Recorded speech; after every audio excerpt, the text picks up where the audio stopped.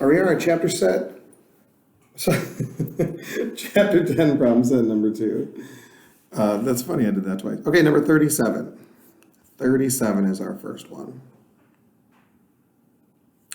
So 37 asks, calculate the rotational inertia of a meter stick with a mass of 0.56 kilograms about an axis perpendicular to the stick and located at the 20 centimeter mark. Okay, so this is going to need something called the parallel axis theorem. So let me draw the meter stick first. We'll talk about the meter stick and then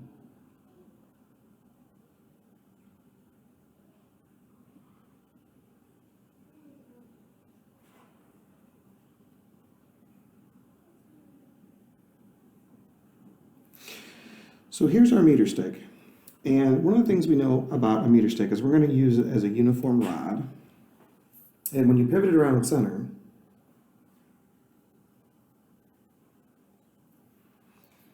a uniform rod pivoted around its center, the moment of inertia. So we're going to call it ICM. I, the moment of inertia at the center of mass of a uniform rod, is equal to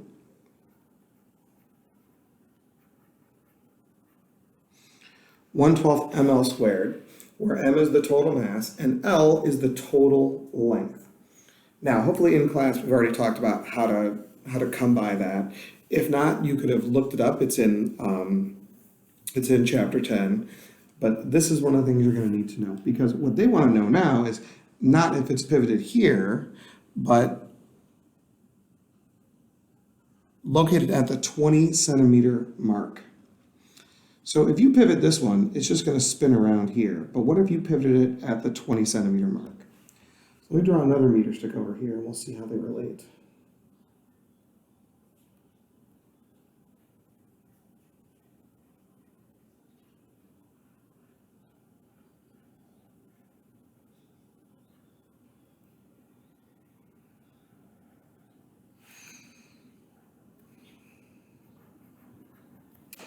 So if I pivot this at the 20 centimeter mark,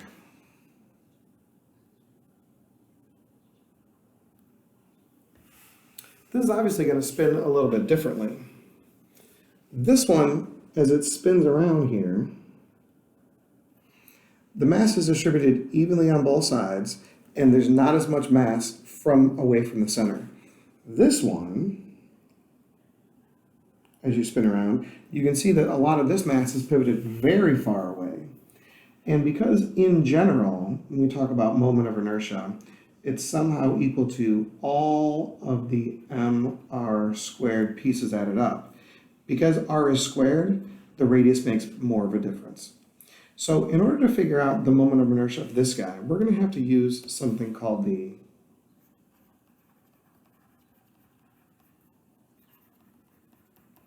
Parallax Theorem.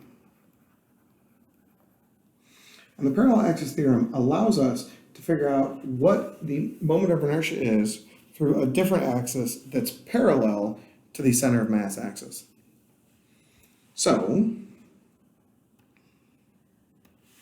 the center of mass is here.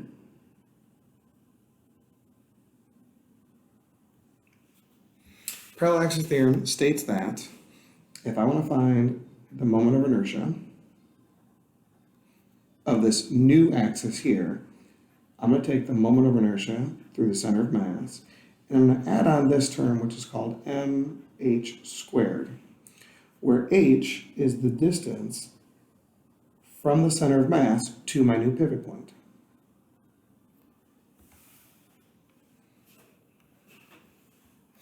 And so given just this equation, and we don't actually need to talk about where this equation comes from, this is more of a plug and chug than anything else. So I can just plug and chug this straight away. So this is the moment of inertia to the center of mass.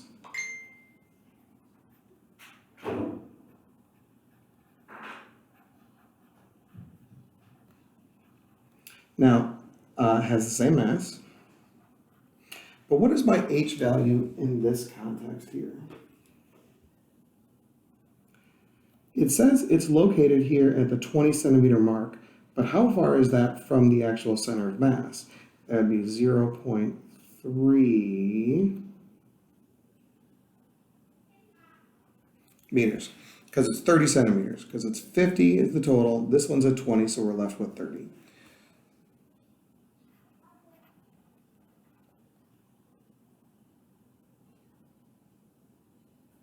Now, what's interesting is it's 0.3 L, but in this case we're using a meter stick, so L is going to be equal to 1. And so let's calculate this. I'm going to move over here to finish the calculation so we can see it.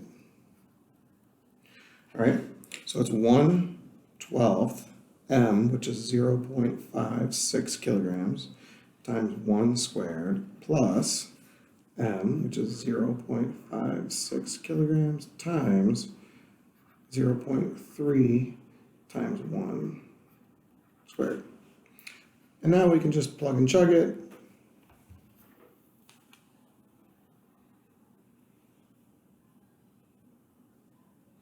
So I end up with 0.56 divided by 12.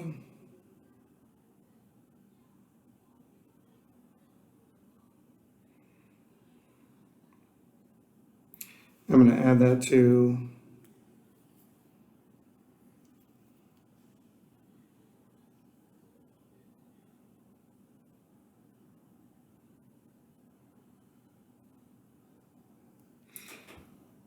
and I add it up, I end up with 0.097. Now, what are the units on this? It's ml squared.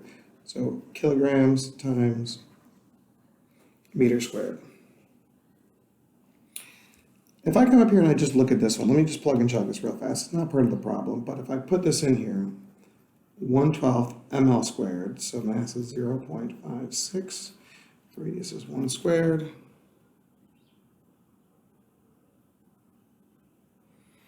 I end up with 0.045.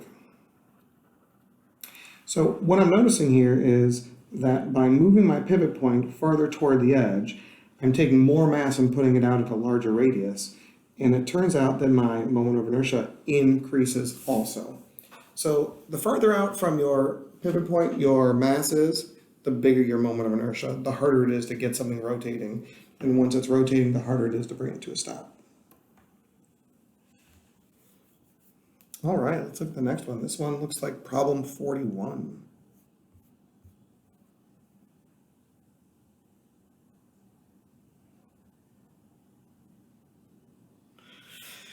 Problem 41, it says, in the figure, two particles, each with mass little m, 0.85 kilograms, are fastened to each other and to a rotational axis at O by two thin rods, each with length d and mass big M, 1.2 kilograms.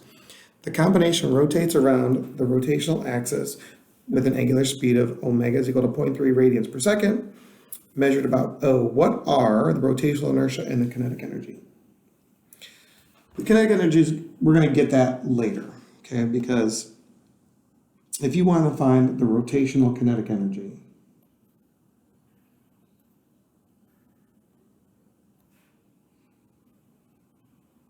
if you want to find the rotational kinetic energy of an object, it's actually pretty simple. So, K R for rotational, it's equal to 1/2 I omega squared. So they give us omega, we just have to calculate the rotational inertia, which is the problem. So one of the things you know about rotational inertia is if you want to get the rotational inertia of a multiple body system, you can just add them up.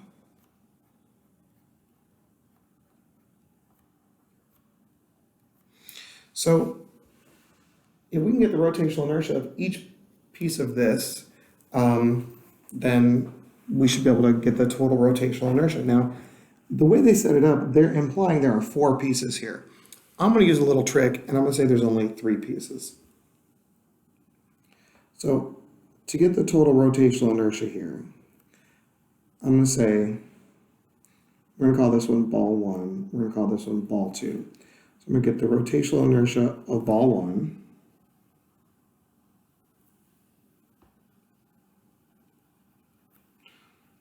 plus the rotational inertia of ball 2. And here's what I'm going to do differently, is I'm going to say this whole thing here I'm going to say that these two pieces of a rod are actually just one rod. I know it seems like I'm cheating here, but I think that's easier to do than trying to get the rotational inertia of this piece and then the rotational inertia of that piece. It's doable. You could use the parallel axis theorem, but I think it's much easier to just consider it one rod. So let's do each individual piece, and then we'll try to put them together. So one of the things we remember, hopefully, is that a ball can be thought about as a point mass. So rotational inertia of a point mass is always equal to mr squared. So let's do I for ball 1. Well, its mass is little m. That looks good. And what is the r for ball 1? Looks like it's d. What about for ball 2? Again, little m, but its distance, its radius this time, is 2d. And don't forget to square it. And what about for the rod? So you could look it up, or you could do parallel axis theorem, okay? For a rod pivoted around the center, it's 1/12 ml squared. So this is a rod pivoted around the center of mass. If I want to get the moment of inertia for a rod pivoted around the end, it's 1/3 ml squared. And you can get this one from using the parallel axis theorem with this one. That's totally a fine way to do that. You could integrate it. You could look it up. All of those are good ways to do it. In this case, I would say looking it up is the easiest, especially with the internet so readily available to you. So I have 1/3. Now, when I look here, I'm taking this as the whole thing. So the mass is going to be 2 times big M. So 1/3 ml squared. And the L here looks like it's 2D.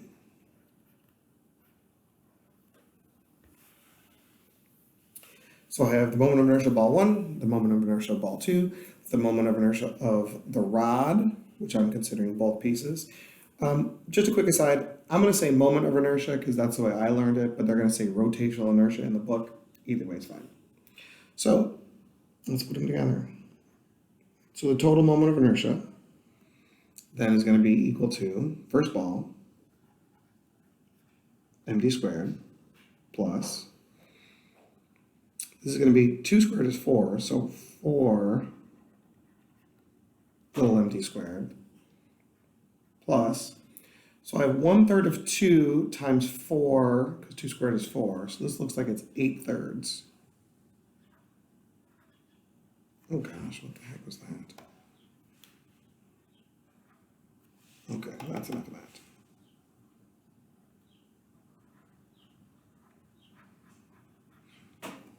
And that's big M d squared. And now I'm pretty sure I know all the things here. Looking back at the problem, it says that little m is equal to 0.85 kilograms.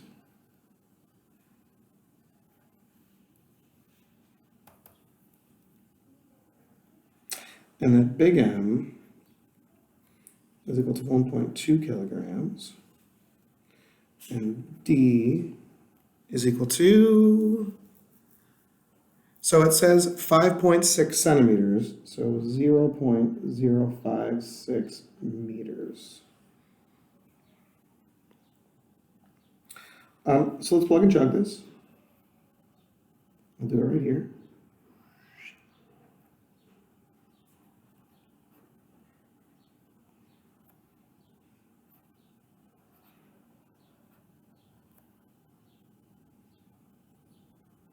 Oh, you know, these are the same.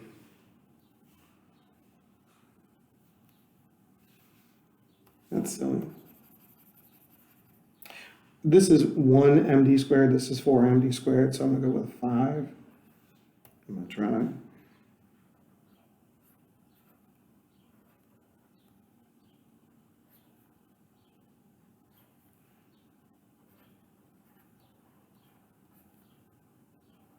So this is 5md squared plus 8/3 big M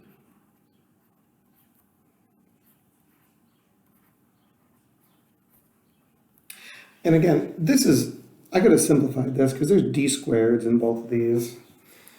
If I had simplified this a little bit,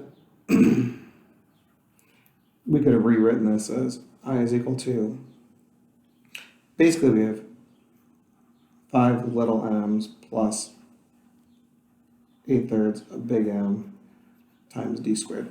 That's a little bit simpler, but it's going to come out the same. Okay?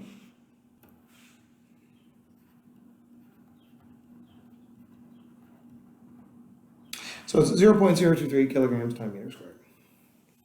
No big whoop. Now it says find the rotational kinetic energy. So again, if I bring this down, I'll do it over here. If you want to find the rotational kinetic energy, instead of 1/2 mv squared, it's 1/2 I omega squared. We got the I value here. They told us in the problem that omega is 0.3. Don't forget to square it. Plug and chug. I want to read the half.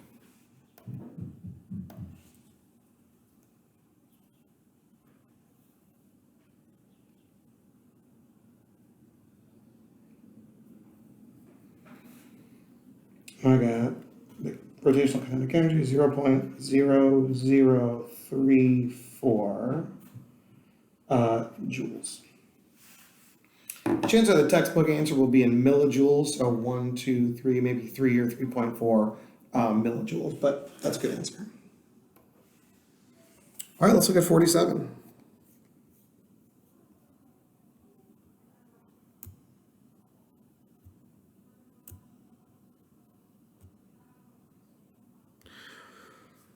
So 47 is interesting. You got to visualize it. A small ball of mass 0.75 kilograms is attached to one end of a 1.25 millimeter long massless rod. The other end is hung from a pivot. When the resulting pendulum is 30 degrees from the vertical, what is the magnitude of the gravitational torque calculated? Okay, first part of this, visualizing. So let's take a support up here. So this is like the ceiling, and we're going to hang our rod from the ceiling. So when we think about our rod, we'll make it blue. Okay, we're going to hang it from the ceiling here.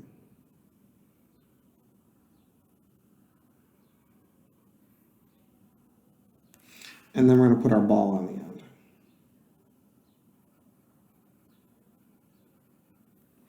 Okay, that's what it looks like. Now we're going to displace it 30 degrees. Okay, now we're going to displace it 30 degrees. So let's redraw this 30-degree angle. I can't guarantee that that's exactly 30 or that the length is exactly the same, but you'll buy it.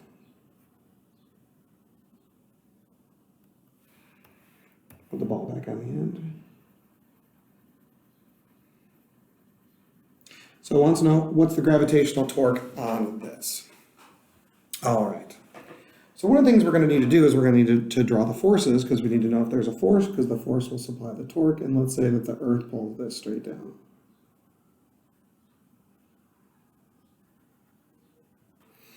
And this force is mg. So does mg supply torque? I don't know. Let's check. So what is our definition for torque? Well, torque as a concept is the radius vector crossed with the force vector. So that's our general understanding of torque. It's a cross product between two vectors. But what does that mean functionally? Functionally, that means that the torque is equal to the product of the radius and the force that are perpendicular to each other. So this could either be the radius that's perpendicular to the force, or it could be the radius times the force that's perpendicular. And we're going to see in both cases what this looks like here. So here's the first one we're going to do.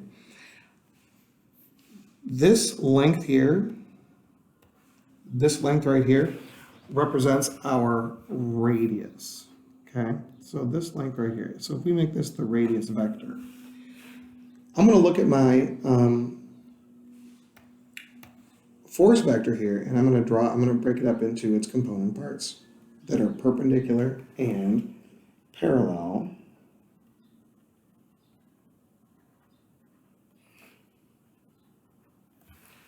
With this guy here. So this is the radius vector. This is the force vector that's perpendicular.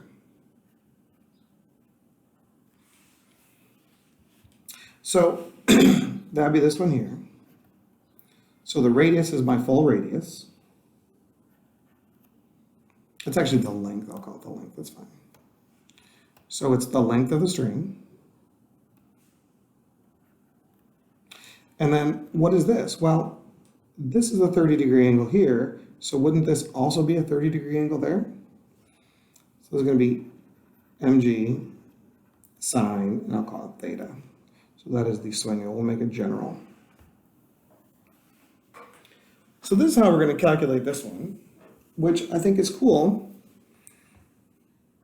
So if I go to calculate it, it says that the length is, I think it's 1.25 meters. The mass is, what number am I on here? 47? 0.75. We're going to use 10 as our g value. And this is the sine of 30 degrees. So let me plug and chug this real fast. We have 1.25 times 0.75 times 10 times the sine of 30. So I got 4.7, and that's meter newtons. Now, again, I'm going to use 10. The book's going to be slightly different. No big whoop. Okay? Let's do the problem a slightly different way. So I'm going to rewrite this one over here. All right, then. Over here. The torque could also be equal to the R value that's perpendicular to the force. So let's go back to our diagram here and see what that looks like. So here our force is down. If we look at our radius vector here, this is still our full radius vector. But if I break the radius vector up into its components, I can see that it also has a horizontal and vertical component. So this long piece here is parallel. This short piece here, this would be the R that's perpendicular to the force. The force is down. This R piece is perpendicular. And so here's what I like. This is still the same angle theta here, right? Because those are alternate interior angles. And so if I go to write this one, the torque is going to be R perpendicular. Well, what is R perpendicular? That's the R is the hypotenuse, that's the angle. So this is R sine theta times the force, which is mg. And again, R is a length, L sine theta mg. But what's cool about this is because we're multiplying these together, L times sine theta times mg, I end up looking up here, and it's L times sine theta times mg. It doesn't matter which way you multiply them together, you still end up with the same thing. So when you do this, you could figure out the R that's perpendicular to the F or the F that's perpendicular to the R. You end up with the same torque either way.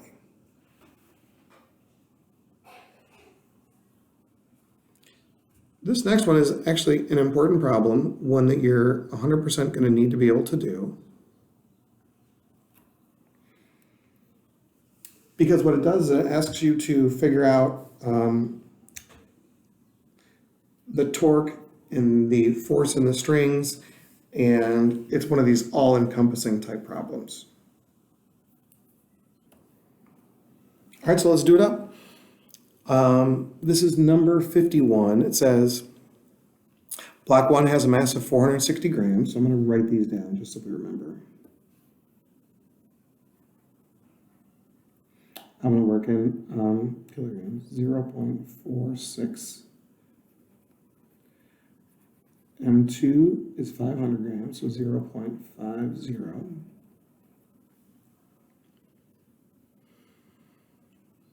And the pulley, which is mounted on a horizontal axle with negligible friction, has radius of 5 centimeters.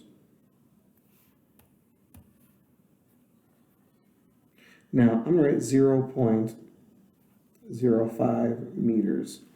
Because again, if we're going to have to solve for a force or something, it's important to be able to work in meters. Okay?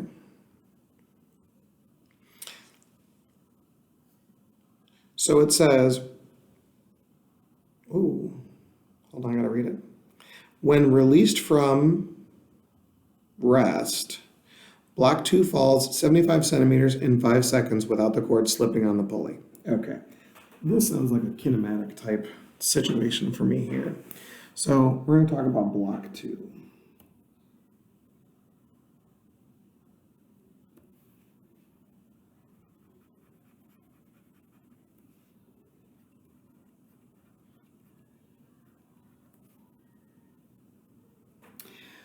So obviously block 2 is more massive than block 1, so what's going to go here? So it says it falls from rest. So let's do a little bit of, it's going linearly.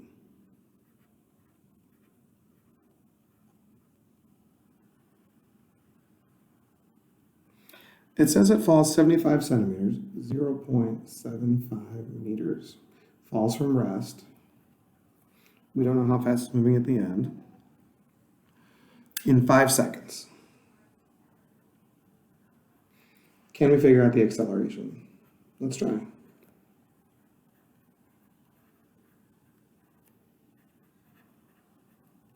So because I know I'm working on, this is the one I'm looking for here, this equation relates these 1, 2, 3, 4 variables. So I'm going to plug and chug it.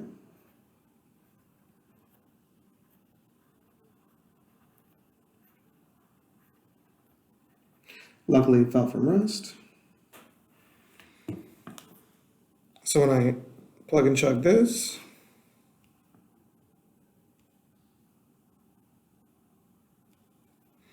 so I have an acceleration of 0.06 meters per second squared. I know it's meters per second, but I'm interested in the number. All right, so this I think is going to be an important piece of information for us.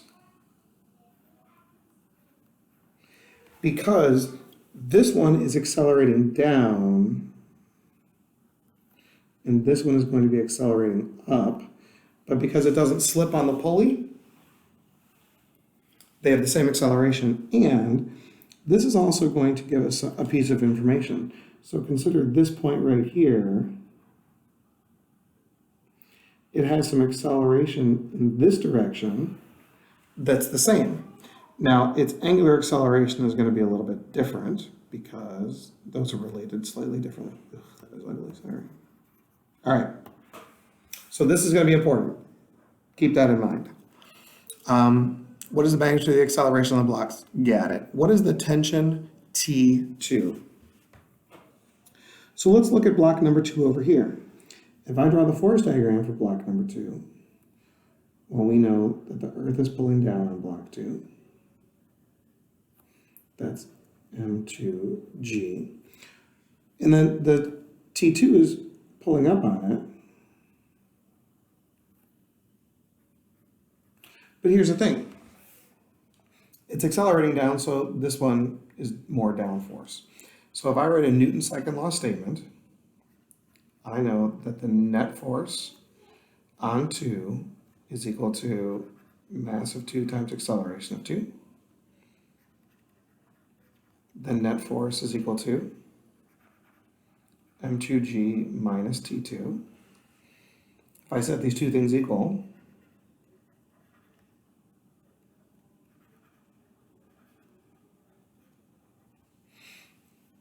and now I can plug in if I want to solve for t2. So t2 is going to be equal to m2g minus m2a.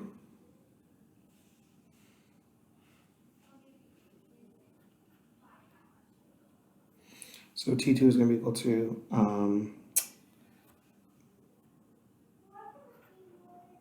0.5 times 10 minus 0.5 times 0.06.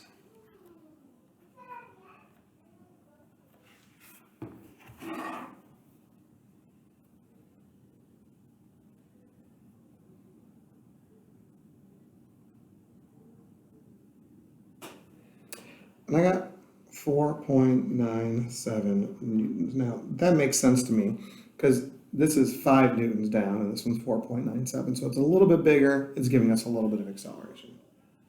No big whoop. What about block 1? Now, if you're paying close attention, you might be thinking to yourself, hey, aren't the tensions supposed to be the same? And when the pulley was small and didn't have any mass, yes, the tensions were the same. But now the tensions have to be different because if the tensions were the same, this couldn't ever rotate. But this has to be pulling harder on the pulley than this one. So let's do block 2.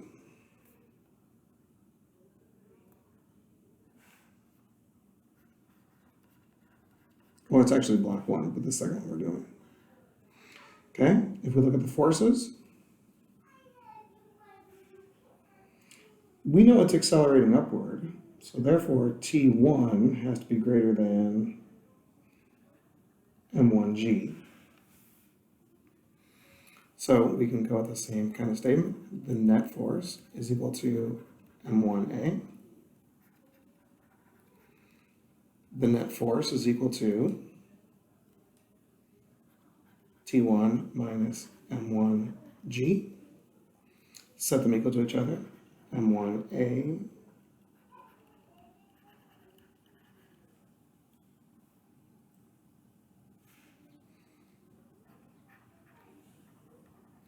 so T1 is equal to M1G plus M1A.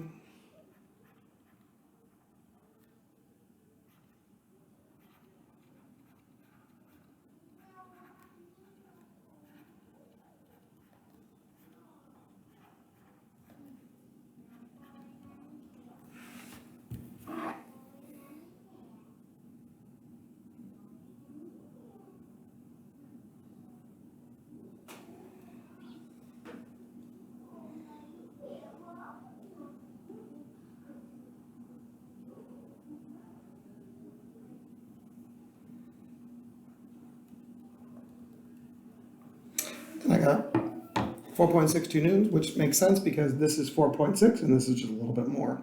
So it should accelerate that way.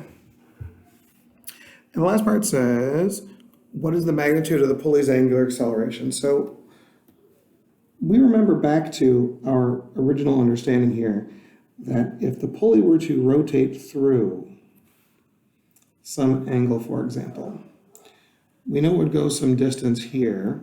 This is our delta x. This is our delta theta.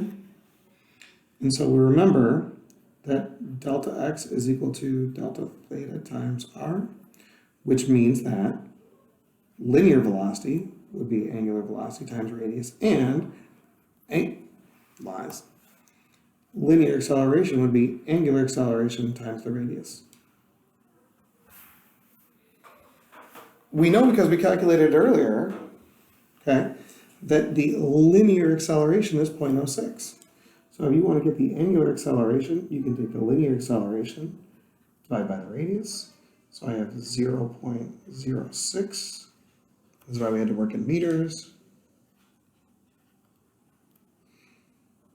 So the angular acceleration is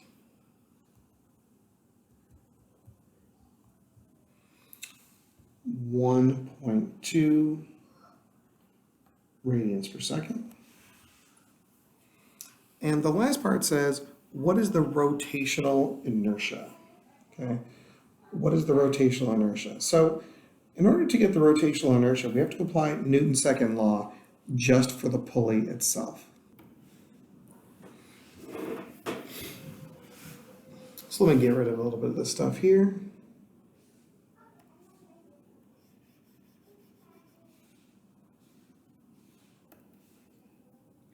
To start this part of the problem, basically what we need is we need to draw a force diagram for the pulley. The pulley itself is a rigid object that is free to rotate. So here's our pulley.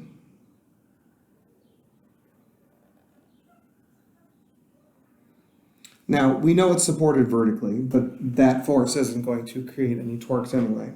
So let's put our torques on. What's pulling over here on this side?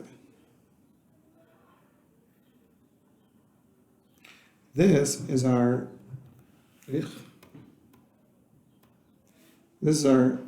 T2. And what's pulling on the other side? This is our T1. So those are the tensions. And those are going to supply the torques. And so now we need to do some net torque statements. So what do I know about the net torque? Well, just like net force equal to mass times acceleration, net torque is equal to moment of inertia times the angular acceleration. So it's very similar. Okay, it's very similar. The net torque here, well, does this supply a torque? It absolutely does. So the torque supplied by this guy is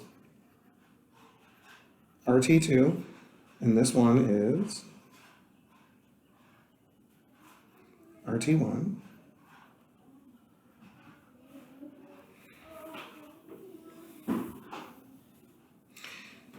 So in a specific way, this one would cause it to rotate negative, this one would cause it to rotate positive, but we're going to just say big minus small in this case because I want to use a positive acceleration.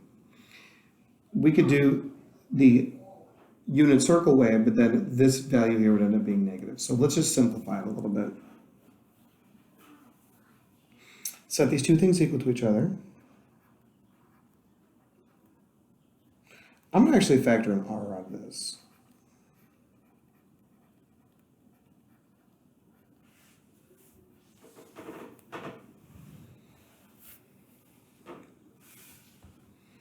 And now I can solve directly.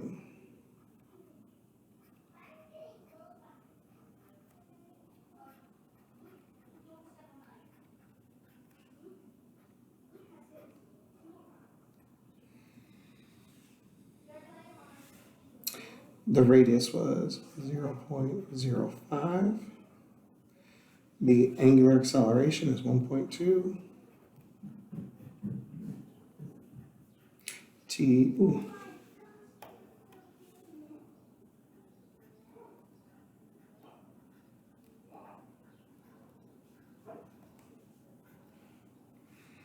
And when I calculate it, I got R value is equal to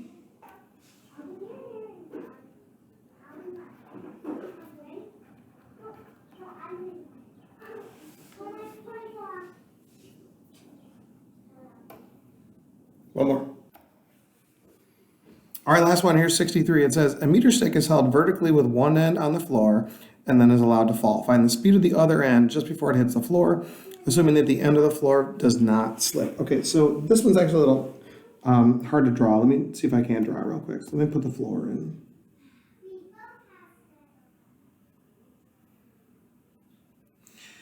So here's the floor. Let's put the meter stick in. Okay.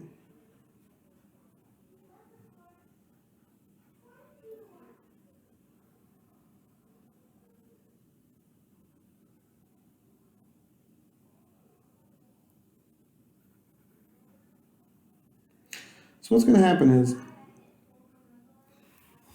this end down here is going to be, it's fixed. It doesn't get to slip. And this end here, it's going to rotate down. So the end here looks like this.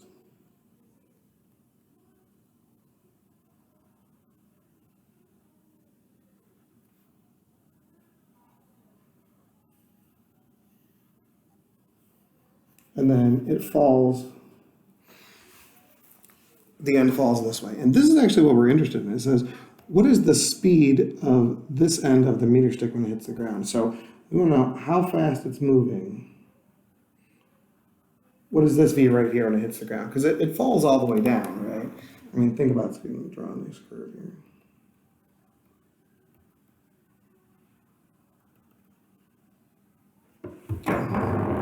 That's kind of garbagey, but I think you get the indication here.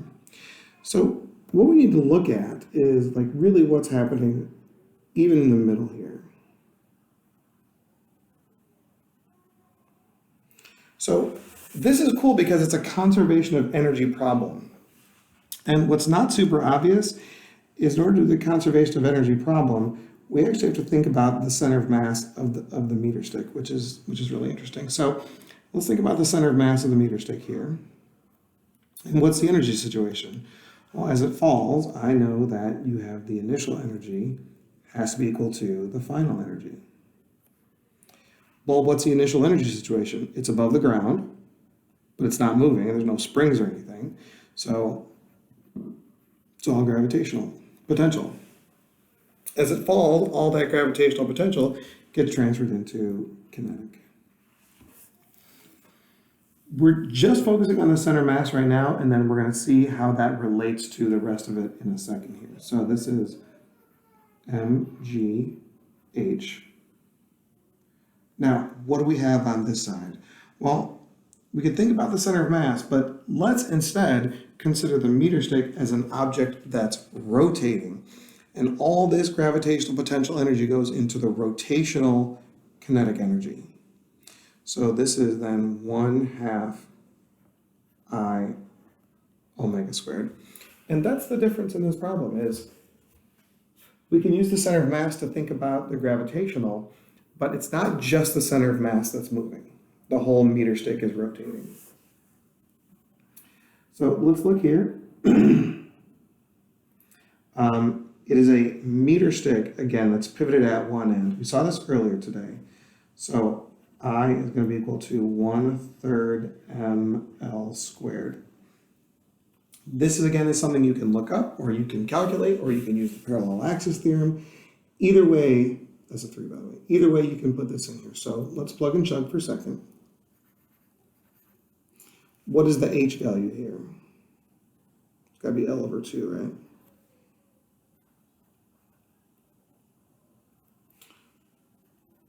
One half, 1/3. And let's just leave this omega for now. We'll deal with that in a second. Okay, so some interesting things are happening here. I can see an m might magically disappear. I got a half on both sides that might magically disappear. I got this 3 over here. So let's just do a little bit of simplification if we can.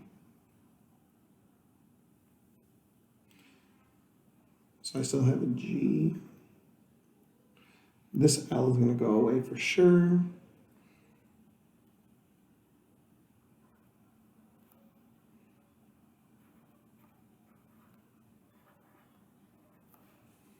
Okay, I think I did that correctly. What's nice though is that I end up with 3G. So 3G is equal to L omega squared. Now, the question is not what is the angular velocity of the center of mass. That's actually in itself an interesting question. That actually would be moving half the speed of this one because it's half the radius from the pivot point here. So if we look at this statement here, if I plug in the length is just 1 meter, so I have 3G is equal to 1 times omega squared. So if I use G is 30,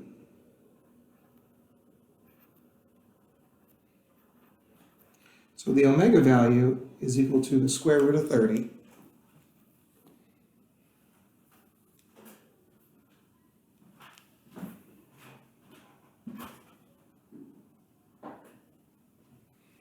which is about 5.48. And that would be radians per second. How does the omega value relate to the V value? Well, remember, V is equal to omega R. So in this case, V is equal to my omega value, which is 5.48. But what is the radius of this? Well, it's just 1 meter. So it turns out that the V is also equal to 5.48 meters per second. There you go.